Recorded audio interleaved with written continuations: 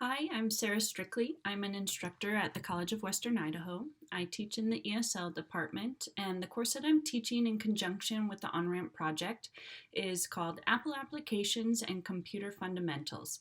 It's an integrated education and training course that's designed to develop adult language learners' linguistic and workforce skills.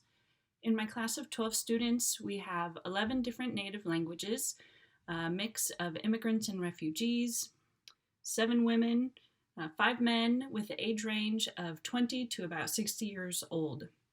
It has been just the most lovely class to teach, and I'm happy to share just a small part of it with you today. Hello. We use a combination of the Everyone Can Create and Everyone Can Code curriculum. I've really enjoyed using the curriculum. It's high interest, easily adaptable for workforce skills. It's highly collaborative, so students are using a really large and diverse amount of English. It also allows students to be creative, which is not always a component of education that is afforded to adult learners.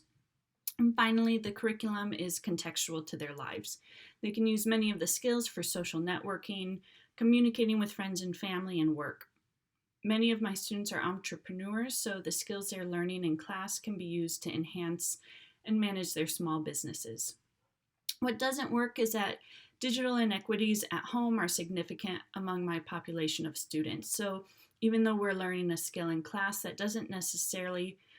don't necessarily have the ability to turn around and use them in the context of their home life. Also, we do video reflections at the end of each day, so storage capacities were becoming a problem.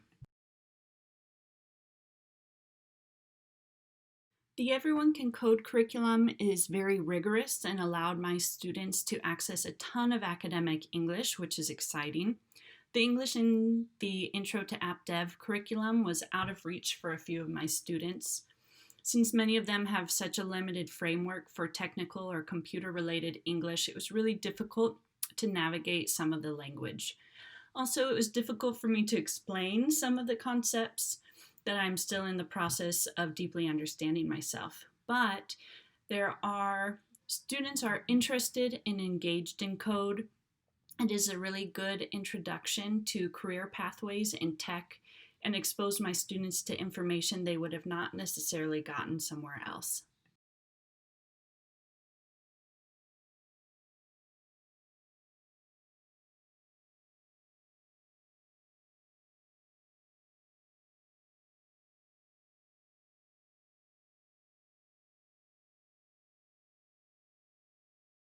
Finally, the community-based learning project we are working on was going great. We are still continuing to work on it remotely, and we'll have our showcase in May. It's highly collaborative and students are highly interested. Students are excited about and invested in the project because we had 3 local CBOs present to our class. Furthermore, this type of project gives my students the social capital that they need to feel connected to our local community.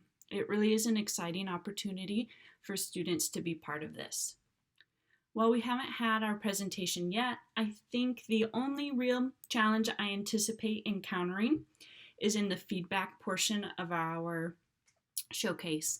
Students are feeling very nervous about understanding and being able to answer any questions during the presentation. And truthfully, they are just nervous about the whole entire thing, but I'm confident that they will do great. The 3 community-based organizations that are part of our showcase are Valley Regional Transit, the Idaho Office for Refugees, and Neighbors United.